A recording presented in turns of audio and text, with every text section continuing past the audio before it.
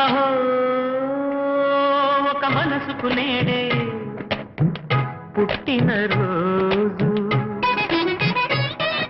అహో తన పల్లవి పాడే చల్లని రోజు.